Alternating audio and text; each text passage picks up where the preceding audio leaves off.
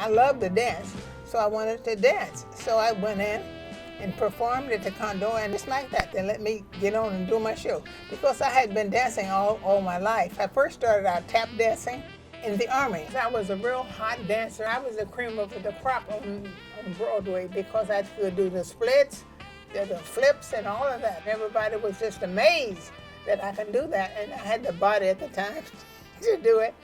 And so, and then Carol Doda, she would come out and do her show, on the piano, and and of course she got the ovation that she deserved. But I didn't really associate with her that much to say I know Carol. I was the only one there doing that. A black lady doing that. I'm trying to think.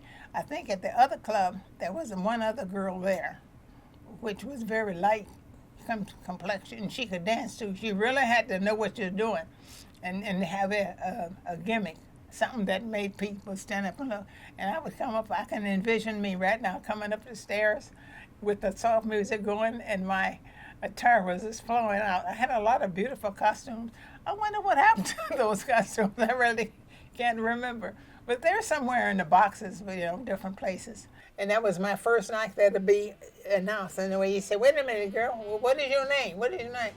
I says, "Oh, I don't know." And then I was saying, "Well, maybe Coco?" He said, "Yeah, Buns, Coco Buns."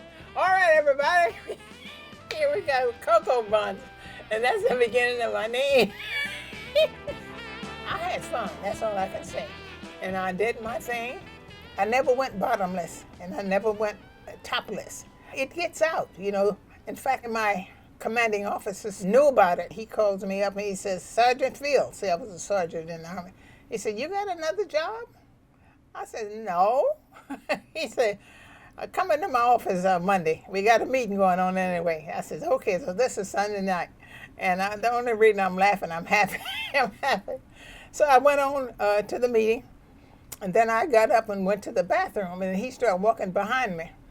And then he said behind me now, he said, "200 a week?" And I stopped. I says, "What do you mean?" He says, "You was making 200 a week?" I said, "How do you know?" They were checking on me. And it was good because they came in later. The lady that would go with me on different little occasions, as a sponsor or whatever, she was in the Army too. They came in pretending they were drunk and to watch my show. So what happened was I had on my leotards at that time. Because I go into there with leotards on and do splits and all that stuff. And I saw them, so I didn't take nothing off. Nothing off. See, I could take them off in a way that I had this G-string and stuff on. See, I didn't perform nudity, but they knew, and I came back up and sat with them. That's the way it was. But they laughed, and we had a few drinks, and that was it. They say I'm a millionaire, but you know how I could accept the fact that I'm a millionaire, the way I can admit it. Well, I was having lunch with my friend one day, and I said, "But I'm not a millionaire." He says, "No, well, you're a millionaire." I said, "Come on."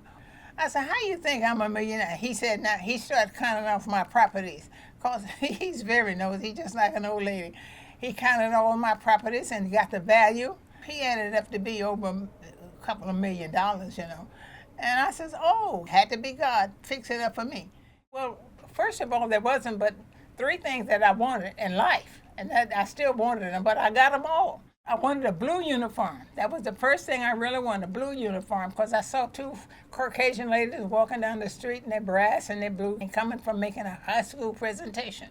And there was a block up the street from me. And then I joined the Army naturally, and then I got that. So that was one of my wishes. And then I said I wanted a real good man. And I did get a real good man. Of course, he died, but I got him.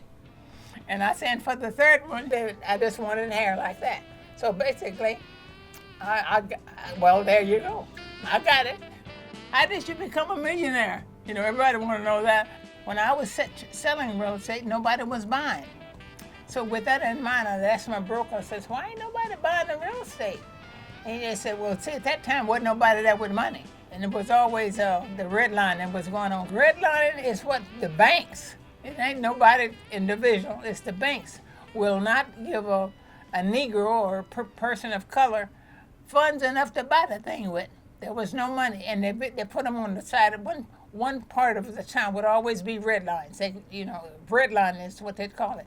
But Negroes couldn't buy real estate at the time. That NAACP sued the banks and sued everybody involved until we got the rights, because we couldn't even belong to the board of realtors. The board of realtors, which now everybody belongs to, because they were sued. So what I'm sharing with you is, because of that, he says, why don't you buy it, Noble?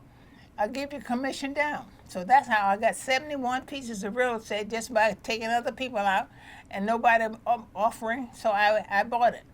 And then I kept it a while, was no problem.